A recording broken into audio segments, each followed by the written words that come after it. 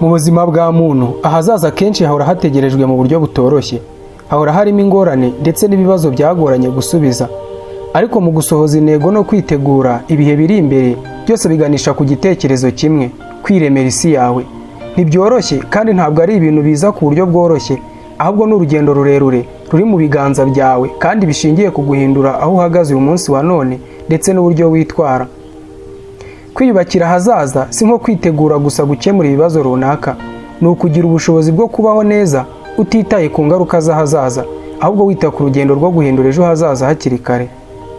Kwiremera isi yawe ni ukumva ko intego zawe ndetse n'icyerekezo cyawe ari byo by'ingenzi. Ni uguhagarara ku rugamba rw'ubuzima ushyigikiwe n'imbaraga zawe bwite kandi n'icyo ushaka kugeraho. Igihe cyose wumva hari ikintu gikomeye, haba ku isoko cyangwa ku kazi, wibuke ko ibyo byose biri mu biganza byawe. Urugendo rwiza ni nk'umuntu ushyizeho gahunda z'igihe kizaza, ariko akirinda gutegereza ibihe byiza cyangwa se abandi bantu. Muri ubwo buryo buri munsi utekereza uko ibintu bizagenda, uko ibintu bihinduka, kandi ugafata inshingano yo kugenzura ibikubiye mu nshingano zawe. Ibi si ibitekerezo bishya gusa, ni uburyo bwo guhindura imikorere yawe, gushyira mu bikorwa ibyo wiyemeje, ndetse no kwibaza niba hari ibyo washyizeho bigufasha kugera aho wifuza. Ibi ntibivuze ko hazaza hazaba nta kibazo hafite, ahubwo ni ukumenya ko buri kintu kibanza giturutse ku bintu bitoya ufite, uko ugenda witegura, uko utekereza, ndetse n'uko ugenda ufata ibyemezo. Kwiremera isi yawe bisaba gukora neza n'umutima mwiza, ariko kandi bigasaba no gukurikiza umuhate ndetse no kugira icyerekezo kigaragara. Buri munsi hari icyo ukora kigufasha kurushaho kugera ku nzozi zawe, kandi nk'uko Mahatma Gandhi yabivuze, the future depends on what you do today. Ahazaza hagenwa n'ibyo ukora uyu munsi. Nyamara hari abantu benshi mu buzima bwa buri munsi bakururwa n'ibyo abandi bavuga, cyangwa se bagatekereza ko ahazaza ari ibintu biza bitunguranye. Ariko ukuri ni uko ahazaza ari igihingwa cyiza kandi kikabaho kubw'imbaraga zawe.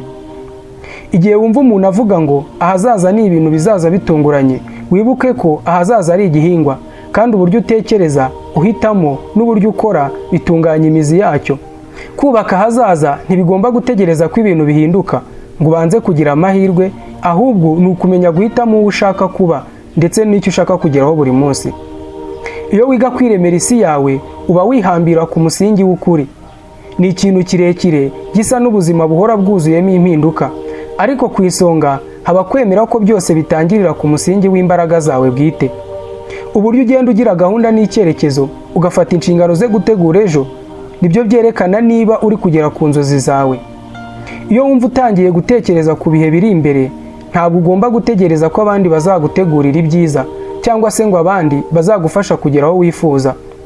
Ahazaza ni icyo ugomba gukoraho, ni ukumenya guhindura ibintu mu buryo bwiza ndetse no gukora ku ntego zawe za buri munsi. Kwiyemeza kubaka isi yawe ni nko kwiremamo umusingi w'umuryango. Iyo ufata ibyemezo bitajegajega, ukiga kugenzura ibikubiye mu mishinga yawe, ufite intambwe ikomeye cyane yo kurushaho kugera ku ntego zawe. Gusa nanone si ibintu bihita bigenda neza, ahubwo ni intambwe imwe ku yindi. Ukagerageza guhindura imyitwarire yawe, ugashyira mu bikorwa ibyo wiyemeje, kugeza ubwo byose byahinduka ikintu cyiza kurusha uko byari bimeze mbere.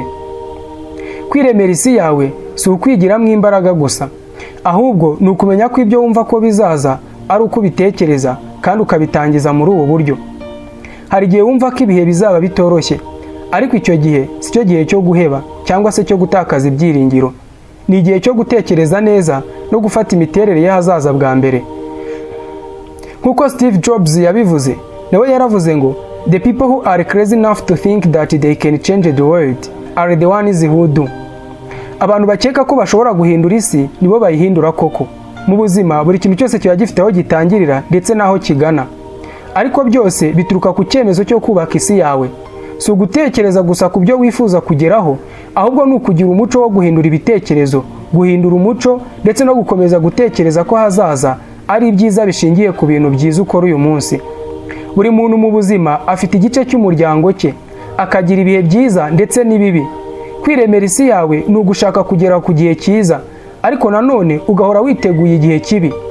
Niba utangiye gutekereza uko ugomba kuba umuyobozi w'ahazaza, si ukumva ko ibintu bizabaho bitunguranye.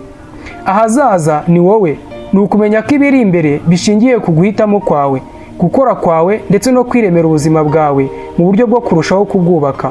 Icyo wakora, ibyo wahitamo ubu bizaba ari ishingiro ry'ibyo uzabona mu myaka iri imbere. Ntiwibagirwe ko igihe kimwe imihati yawe izahura n'ibisubizo byiza, ariko icyo gihe azaba ari igihe cyo kwitegereza ibyo wakoze no kwibaza niba ibyo wakoze byaragufashije kubaka ahazaza heza. Ni Horeb Mwindaji. Mine is your play. Kora subscribe, like and share.